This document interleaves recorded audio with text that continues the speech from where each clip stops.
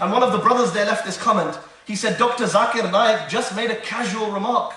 Yazeed has no relevance in these times. We have to forget these old wars and we have to move on with our lives. The reality is that Yazeed is relevant today. He will be relevant every day from now until the day of judgment.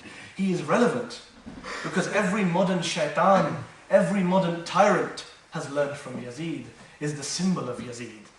Every enemy of Muhammad and Ali Muhammad is a student of Yazeed, is a replica of Yazeed, who is the greatest criminal in Islamic history, the greatest sinner against Muhammad and Ali Muhammad. That is Yazeed. Indeed, the tragedy we find ourselves in now is that with all the problems in our ummah, with all the stuff going on around the world, we have Zakir Naik and his Wahhabi friends wanting to rehabilitate shaitan. They want to rehabilitate Yazeed. They want to rebrand and rehabilitate Yazeed ibn Muawiyah. Indeed, when Naik says, may Allah be pleased with him, many Sunnis don't even realize that their own ulama have forbidden for 14th century. They have forbidden, all of them, that whenever you think about Yazeed, don't say may Allah be pleased with him, just avoid it. And yet he wants to say it. He says it publicly, on TV, on the internet. We have a situation today where you go on Sunni chat rooms and you find poor, naive, misinformed Sunni brothers and sisters having conversations about Muslim baby names, and they say Yazeed is a beautiful name. I plan to call my son Yazeed. Who cares about history? That's the situation we find ourselves in. We find ourselves in a climate where Saudi clerics, where Gulf state ulama are issuing fatwas saying, yes, you can kill Shias in Iraq. Yes, you can wipe out the shrines of Ali Muhammad. It's permissible. That is the geopolitical, that is the religious climate we find ourselves in.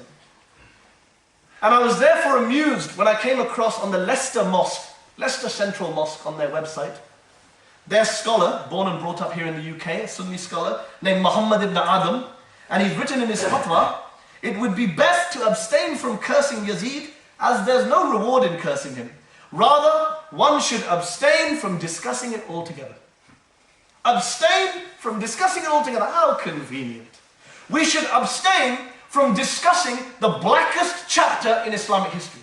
We should abstain from discussing the greatest criminal in Islamic history. We should abstain from discussing the murder of the grandson of Rasulullah, about whom he said, Husayn al-Minni wa ana min al-Husayn. We should abstain from discussing who set fire to the Kaaba that we all rush to go on Hajj towards. Yes, let us abstain from this. Let us blindfold ourselves. That is what so many Muslims have become, blind to our past, which is why our ummah today is so stagnant, so decayed, so ignorant, so jahil, because we voluntarily have cut ourselves off from knowledge and from our past. But we Shias, we cannot sit idly by and allow this man Yazeed ibn Muawiyah to have some kind of public relations makeover.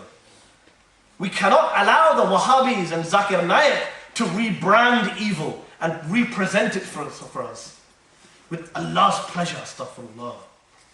And remember, this is the Wahhabis. Don't condemn all Sunnis. We sometimes get carried away, we say the Sunnis. If you go on YouTube, you can see that in India, straight after this happened, it's still available, the video in Urdu, 5 Sunni Maulvis have conducted a press conference in which they loudly condemn Zakir Naik, they loudly condemn Yazeed and disassociate themselves from both Naik and Yazeed. So now is the time, my dear brothers and sisters, now, 2008, even here in the West, in this month of Muharram, now is the time for us Shia to rebuild relations with our Sunni brothers and sisters, those of our decent, traditional, non-Wahhabi Sunnis and brothers and sisters. And not on the grounds, not along the lines of, I am a follower of Ali, you are a follower of Abu Bakr, etc., etc. Now is the time to ask one basic question, to cut through it all. Are you a Muslim who follows Hussein, or are you a Muslim who follows Yazeed? It is that simple. Is your Islam Husseini Islam or Yazidi Islam? Differences of opinion included.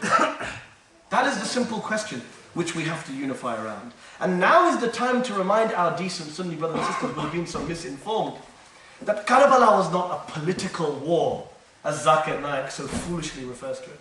It was a spiritual victory on behalf of all Muslims, Sunni and Shia, Arab and non-Arab, practicing, non-practicing, by our Imam, the grandson of the Prophet, that great Shaheed, Imam Hussein ibn Ali alayhi salam. Salawat. Indeed, as the historian S.H.M. Jafri writes in his book, The Origins and Early Development of Shia Islam, he points out in this book that from the very beginning, Hussein was planning for a complete revolution in the religious consciousness of Muslims. Hussein had realized that military victories do not save principles. For another military victory can come along and destroy your own. Only a spiritual victory, only a victory through suffering and sacrifice, not politics, through suffering and sacrifice can leave a permanent imprint on man's consciousness. And that is why he traveled the way he did with his women and children. That is why he went to Karbala and took the stand he did. To shake up Islam. Because had it not been for Karbala, I asked my Sunni brothers and sisters this question, had it not been for Karbala, how would we today know the difference between who is a Muslim ruler and who is a non-Muslim ruler? Which ruler is Yazidi and which ruler is Hussein? Because Karbala is that dividing line between Islam and non-Islam. It sets that distinction in the sand with his blood between who rules in the name of Allah and who rules in the names of themselves. This is the victory of Imam Hussein. This is the reason why Maulana Muhammad Ali, another famous lover of Hussein and enemy of Yazeed from the Ahl Sunnah, why he so famously said, कि क़त्ल हुसैन असल में मग़े यज़ीद है, इस्लाम ज़िंदा होता है हर Karbala के बाद. This is why he said it. Because it is not about politics, it's not about wars, it's about that spiritual victory, that victory through suffering that maintains our faith for us. It is that sacrifice of Imam Hussein that leaves us with this deen that we cling to today, that we treat so lightly today.